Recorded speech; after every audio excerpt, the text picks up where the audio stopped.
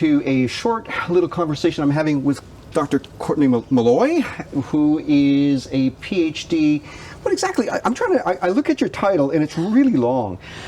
Program Convener for the Bachelor of Innovation and Entrepreneurship. It sounds really important, doesn't it?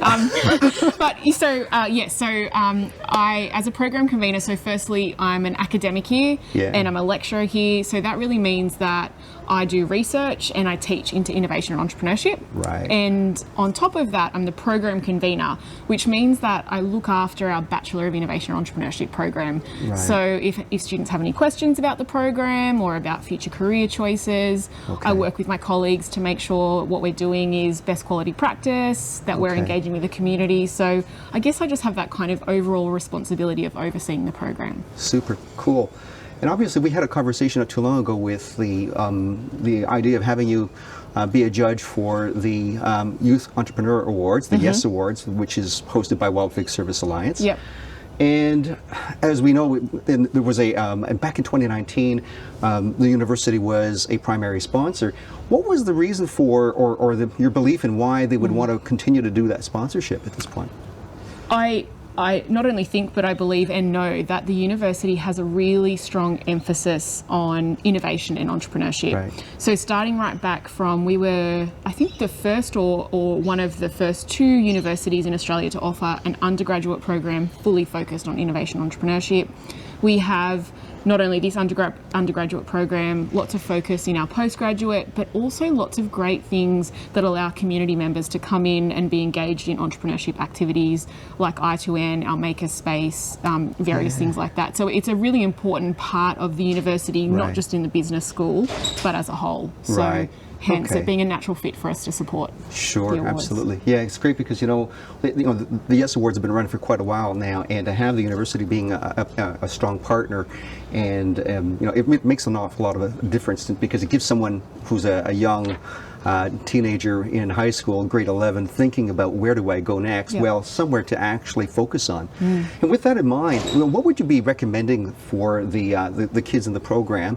What should they be doing or talking about to their teachers to encourage them and encourage their teachers to become involved in this program?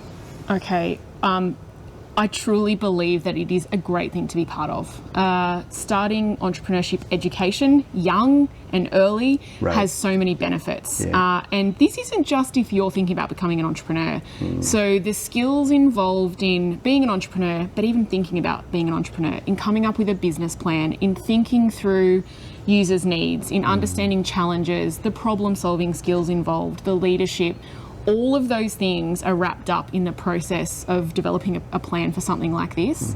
And not only that, the engagement that you might have with your teachers or your parents or other community members to kind of get your idea happening, all of those things will be of benefit. And then finally, interacting with entrepreneurs. The process of learning from these skilled and experienced entrepreneurs, they're really invaluable opportunities. Yeah, absolutely. So with that in mind, obviously, because we want to encourage these young entrepreneurs to come up with some really cool ideas. What ideas could you share that you would want to see as a judge? What would be the things you'd be looking for in their presentation, in their submissions? Yeah, okay, absolutely. I think sometimes it can be really challenging when we've thought of an idea for a long time, we've had it in our heads, we know it really well, and then sometimes we can forget to convey that really clearly to our audience.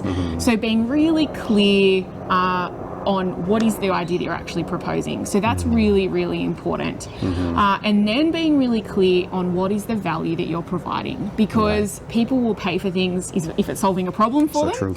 So articulating, demonstrating, presenting really clearly what's the problem I'm solving and how am I going to do it to do that. And it can be hard, but making sure that that's there. And then also showing how and why what you're proposing is different.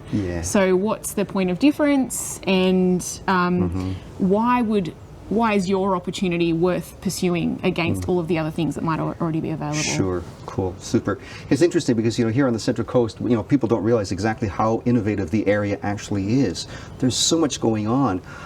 We've got programs having to do with energy, with food production. There's so much, but we need to broaden that out a little wee bit. And sometimes that point of innovation is where two ideas come together. Yep. Absolutely. So I'm going to actually run one more question for you, because this is really what I find particularly fascinating. Is when I look at the work that you've done, really when you see some of the businesses that have come from younger people, what have been the things that have really stood out in your mind and say, you know what, man, if I could have been at that age and came up with that idea.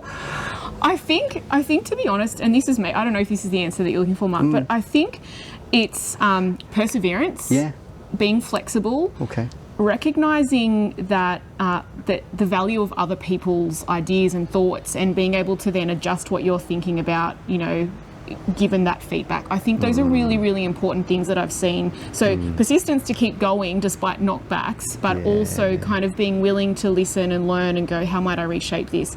Because very rarely is the first idea that we put forward potentially on a business plan like this what will actually be out there in the marketplace. So I think just recognizing that, and that really requires a lot of confidence in yourself. So I think that's really important. Cool. Yeah. Super. All right. And can I say one more thing? Yeah, please do. Please do. It is a passion of mine. I teach social entrepreneurship here at the university, and it's a personal passion. It's such a joy to teach. But what I love most about it is that it gives students the opportunity to think about a career pathway that actually aligns with their values. So students will come to me and say, you know, it was really important to me that I did something that I felt was contributing to the community, and now I can actually see where these two things line up. So I guess what I wanted to say to students was that a new business venture doesn't necessarily just have to be about making money. It can be this really great vehicle for actually providing social change. Absolutely. Yes. And you know, considering the past year we've been going through, social impact, you know, mental health, all of these issues all come into play, and we need to be aware of these things. And so anyone who can come up with ideas that really play in, you know, across all of these environments, I think is really important. Yeah, totally agree. Super. Well, thanks for taking the time to speak with me today. Folks, if you are interested in the Yes Awards program, by all means, make sure that you put in your submissions early. Have a chat with any of the people from Wild Fig Service Alliance. We're all happy to chat about it. And thanks again, Courtney, for taking some time to speak with me today. Thanks so much.